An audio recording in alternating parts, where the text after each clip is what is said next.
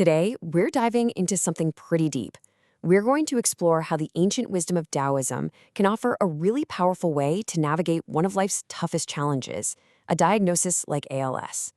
We'll be looking at how this philosophy can help us find peace, even in the middle of a storm.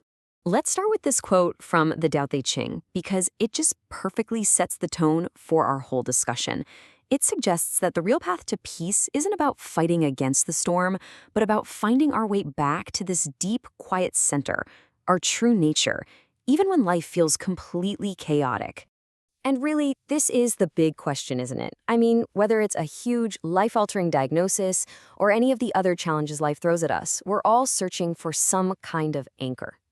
So today, we're going to explore that universal search through the lens of one of life's most difficult journeys. So, let's start at the very beginning, that initial moment, the diagnosis. It often hits like a total tidal wave of shock.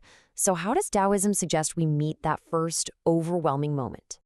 You know, that fear, that grief, that confusion, it's a completely natural and human response. These feelings are like powerful currents. And the thing is, Taoism doesn't ask us to ignore them or push them down. Instead, it actually sees them as a part of life's natural ebb and flow, just like the tides themselves. And this is where we see a huge shift in perspective. Our culture, it almost always frames illness as a war to be fought, a battle to be won. But the Taoist way suggests something totally different. It's not about fighting the current, but about learning to flow with it. It's a move from resistance and struggle to acceptance and alignment. Okay, so how do we even begin to flow with it? Well, it all starts with understanding this core concept of the Tao, which has the power to reframe, everything.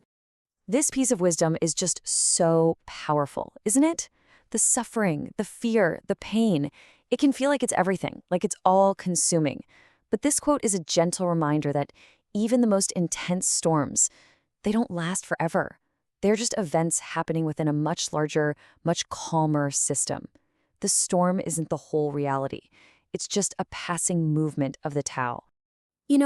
The philosopher Zhuangzi has this brilliant story about a man with a severely deformed body. And you'd think he'd be miserable, right? But he wasn't. He actually found joy in just existing, seeing his physical form as just another incredible manifestation of the Tao. See, his peace didn't come from a cure. It came from letting go of the struggle against what is. Now, I know this might all sound a bit abstract. You might be wondering, okay, but how do you actually do that?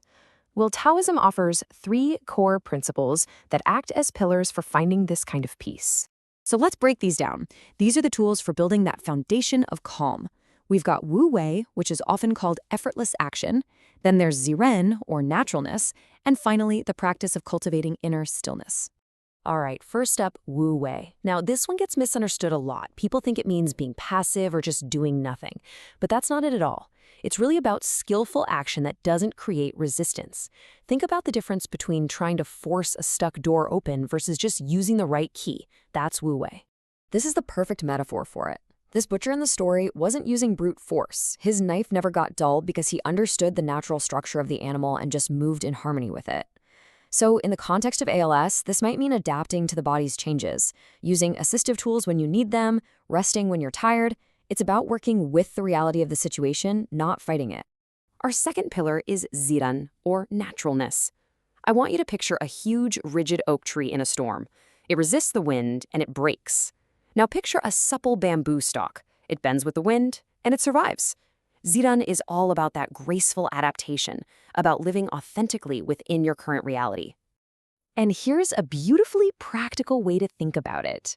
Instead of seeing something like a wheelchair as a symbol of loss or weakness, Ziran invites us to see it as a natural adaptation. It's an extension of the self that allows for continued engagement with the world. It's a total shift from seeing these tools as defeat to seeing them as a form of wisdom. So when you start to practice Wu-Wei and Ziran, something pretty profound starts to happen. It can lead to a complete redefinition of what a meaningful life even looks like. I love this classic Taoist parable. We live in a world that is just obsessed with productivity, with being useful, but this story turns that whole idea on its head. The crooked tree's value wasn't in what it could be used for. Its value was in its own existence. It just was. And because of that, it lived a full, long life. It's a powerful reminder that our worth is inherent, not based on what we can do or achieve. And this right here, this brings that philosophy straight into the human heart. This person realized that their purpose had shifted. It was no longer about doing things, but about being a source of peace for the people they loved. That quiet, centered presence became their gift to the world. And how meaningful is that?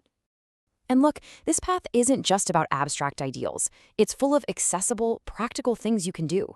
From using modern technology like eye tracking to write and connect with people, to something as simple as listening to the sounds of nature. There are so many tangible ways to cultivate that inner stillness and stay connected to the world around you. And all of this leads us to a final, really powerful idea. What kind of legacy does a life lived in this kind of harmony actually leave behind? We tend to think of legacy in terms of, buildings or books or big accomplishments. But Taoism suggests there's another kind of legacy entirely, one of inner peace. The calm you cultivate within yourself, it just radiates outward. It becomes a source of real comfort and inspiration for everyone you touch. That harmony, that becomes a powerful inheritance. This one simple, beautiful phrase from the Tao Te Ching just perfectly wraps up everything we've talked about today. It's a reminder that true strength isn't about being rigid and unbreakable. Wholeness, real wholeness, comes from our ability to be flexible, to adapt, to bend with the winds of life. So, we want to leave you with this question to carry with you. In a culture that is constantly asking, what did you get done today? What did you accomplish? Maybe the most radical and powerful act of all is to find value, purpose, and profound peace in simply authentically being.